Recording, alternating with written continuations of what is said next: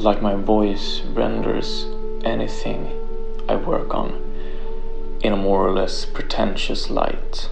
This is because of how disingenuous I believe I sound when I re-explain what I've already written by using my voice. Which is why I should challenge myself precisely by using my voice in my work. To not accept defeat if it's not necessary, and especially if it comes only from an imaginary notion I've told myself.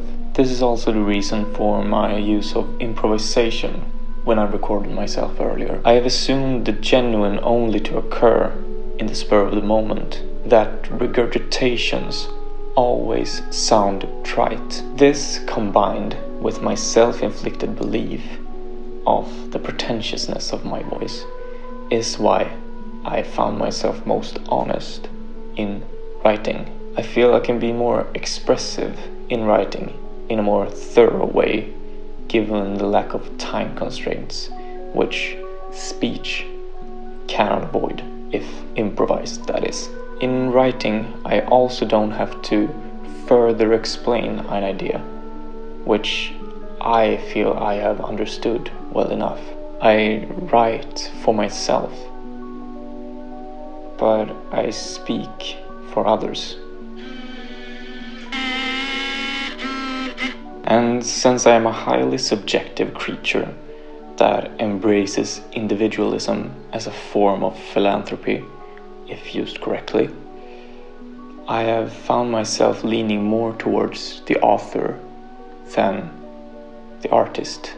But what I'm trying to get at here is not that this way of doing things is preferable in every aspect of my life as a creator. I'm sitting here saying all of this, re-explaining what I've already written, precisely to see where I've gone wrong. Not to accept defeat, but to accept the idea of the genuine expression of words, no matter their medium.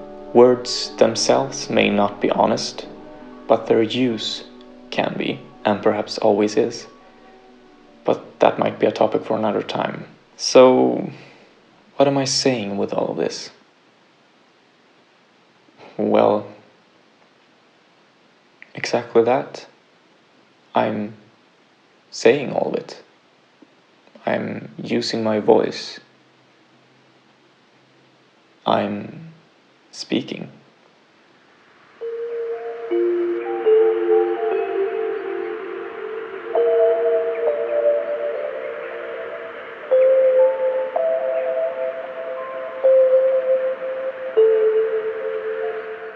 I will read you my notes, then you can do with them as you please. I alternate between being a person and the author. The author is mute but eloquent in their linguistics. The person cries in their sleep and smiles at achievements.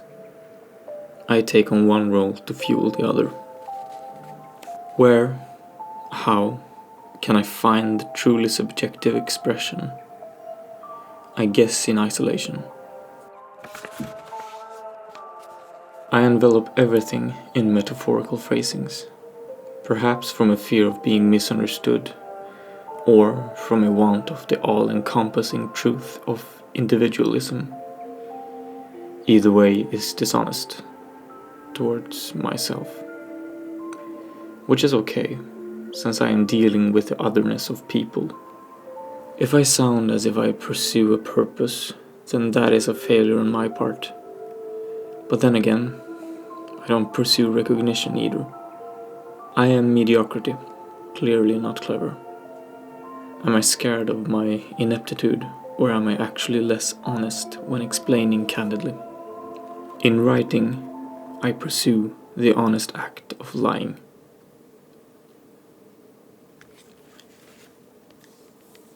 My life in parts. I fear this to be the last video of mine I take part in as this subject.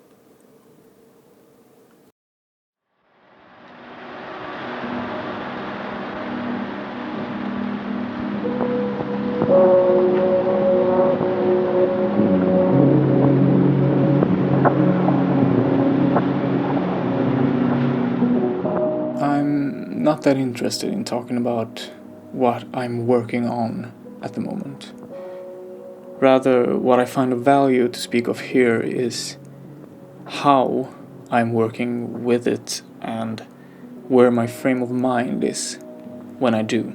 I have found an immense satisfaction in writing without an end goal in mind, to discover my stance and ideas, and subsequently crushing them to be able to rebuild a person I believe to be coherently honest, even in my human hypocrisy. I'm finding my way back to the human I possess in this reality of my being, letting things take the time they need in order to flourish, and thus accepting them in full. I'm also not interested in being understood by anyone else than myself, which is something I've experienced an appreciation for in other people's work. So I've adopted it for myself as well. If I say something that you might find incoherent, rambly, or plainly nonsensical, this is perhaps the reason for it. I don't feel any desire, nor do I see any point in explaining what I already grasp in terms easier to understand for someone else. I think there is more value in work being interpreted, since that is all we humans do anyway, and then built upon in different ways than originally intended. And I do see the duality in what I'm saying here, but I believe that to be precisely what I'm aiming for. Everything and nothing, neither and both. Whatever I say will be molded in the other person's head, even if I try to be as clear as one can be. So why not embrace subjective interpretation altogether, at least when it comes to the individual and its own perception?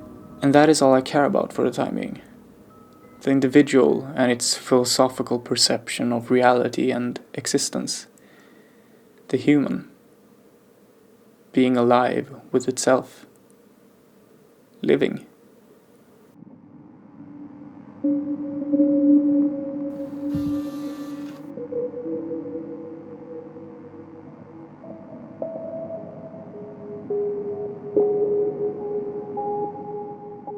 My process has been my escape, but I do not want to escape life, no matter how painful or joyous it may be.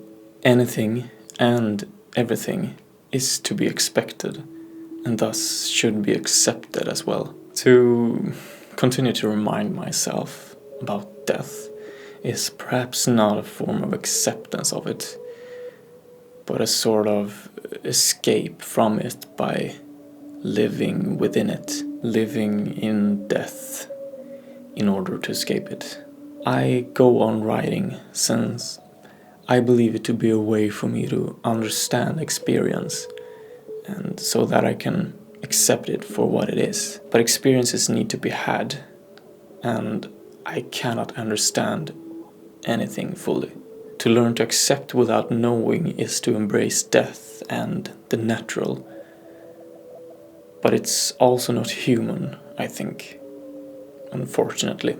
Knowing is an illusion I've based my conception of existence upon, and it doesn't work. Am I merely complicating everything as a means of escape in thought? I say I demand, or aspire to use a more hopeful term, to live. But I get so wrapped up in the logistics of it, instead of accepting how I already am.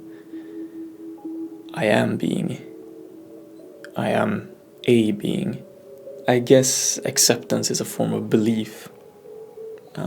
Perhaps that is why religion and philosophy often go hand in hand. I believe in the nothing, the duality of experience and opposites.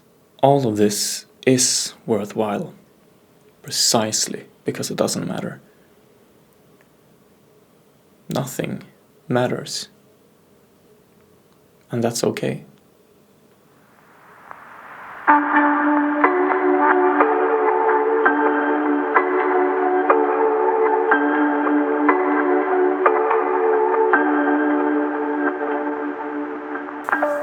This has, for me, been an experience of analyzing the subjective through the lens of written speech, which I think is a valid reaction to consciousness in the face of hypocrisy and honesty, humanity, in other words.